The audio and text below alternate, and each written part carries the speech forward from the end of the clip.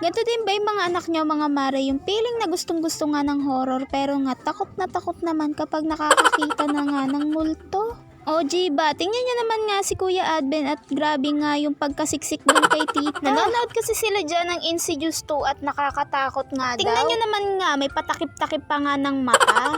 At sabi ko nga habang nanonood sila ay etong at magpe-prepare na nga lang ako ng aming uulamin para sa pananghalian. Pinagbabalatan ko na nga pala itong mga dalawang patatas pati na nga itong dalawang maliit na carrots. Mag-aafritadang manok kasi ako ngayon mga mare at parang nga maiba naman ang aming ulam. Pagkatapos ko nga palang mabalatan itong mga patatas pati na rin tong carrots ay hiniwa ko nga lang din sa katamtaman na gusto kong hiwa. At pagkatapos ko nga mahiwa yung mga gulay mga mare ay sinunod ko na nga rin hiwain itong mga sibuyas pati na rin bawang para sa aking pagigisa. At pagkatapos ko nga palang ma-prepare lahat ng kailangan ko sa pagluluto etong at nagpainit na nga pala ako ng kawali.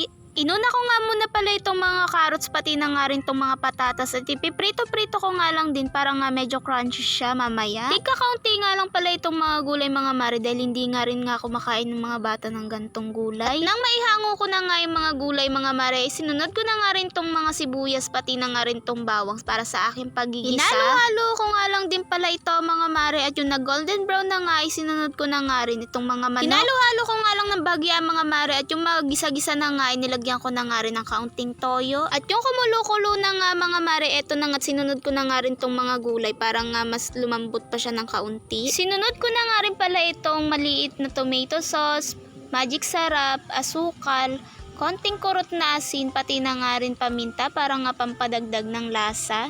At saka ako nga hinalo ng kaunti at papalambutin nga lang to ng ilang minuto at pwede na nga itong ating ulam. O ba, napakasarap na naman nga ng kain natin for today's video. At pagkatapos nga ng ilang minutong pagpapakulo ko dito mga mare ay pwede na nga siyang hanguin dahil luto na. Nagsikain na nga rin kami pagkatapos mga mare at hindi na nga ako nakapag-video kaya eto nga nung hapong ganap na nga ay pinagupitan ko na nga itong aming Kuya Adben at malago na naman nga itong buhok niya.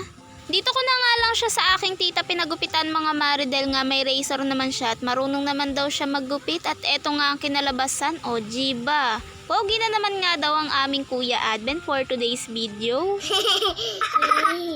Ang pangit ko, Jay. Pangit ka. Kulit na naman nga ng aming baby RJ at tingnan nyo naman nga yung mukha niya, hindi na nga maimpinta. And yun lang muna for today's video mga mare. Salamat po sa inyong panonood.